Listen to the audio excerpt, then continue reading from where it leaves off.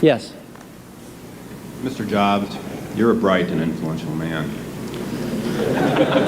Here it comes. It's sad and clear that on several counts you've discussed, you don't know what you're talking about. I would like, for example, for you to express in clear terms how, say, Java, in any of its incarnations, addresses the ideas embodied in OpenDoc.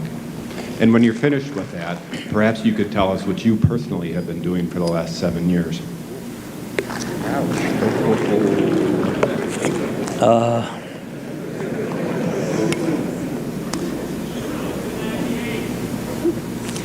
You know, you can please some of the people some of the time, but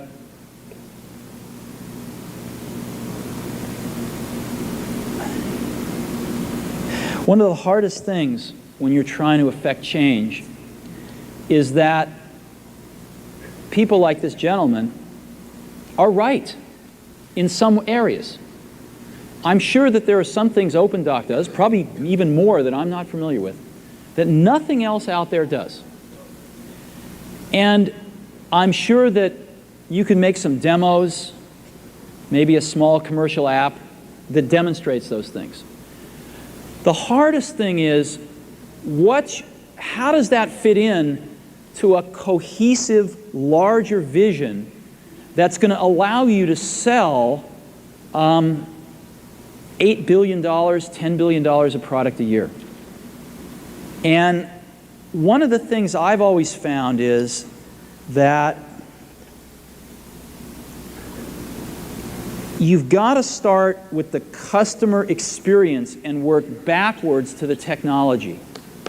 You can't start with the technology and try to figure out where you're going to try to sell it. And I've made this mistake probably more than anybody else in this room. And I've got the scar tissue to prove it. And I know that it's the case. And as we have tried to come up with a strategy and a vision for Apple,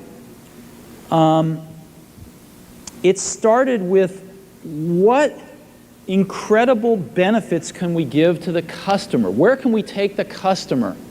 Not starting with, let's sit down with the engineers and figure out what awesome technology we have, and then how are we going to market that? And I think that's the right path to take. I remember with the LaserWriter, we built the world's first small laser printers, you know. And there was awesome technology in that box. We had the first Canon laser printing, cheap laser printing engine in the world, in the United States here at Apple. We had a very wonderful printer controller that we designed. We had Adobe's PostScript software in there. We had AppleTalk in there. Just awesome technology in the box. And I remember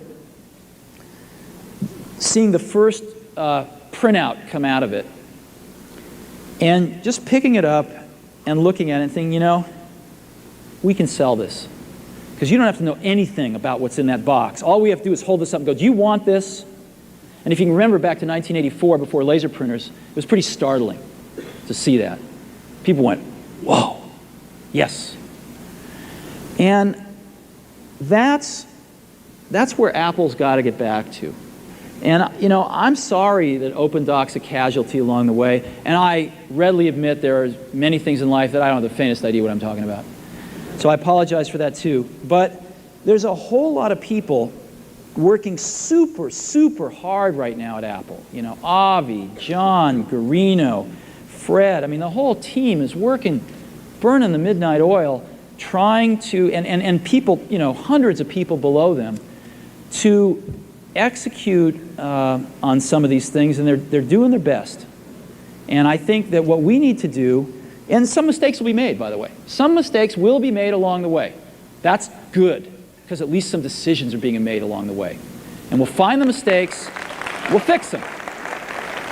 And I think what we need to do is support that team going through this very important stage as they work their butts off. They're all getting calls, being offered 3 times as much money to go do this, do that. The valley's hot, and none of them are leaving. And I think we need to support them and see them through this and write some damn good applications to support Apple out in the market. That's my own point of view. Mistakes will be made. Some people will be pissed off.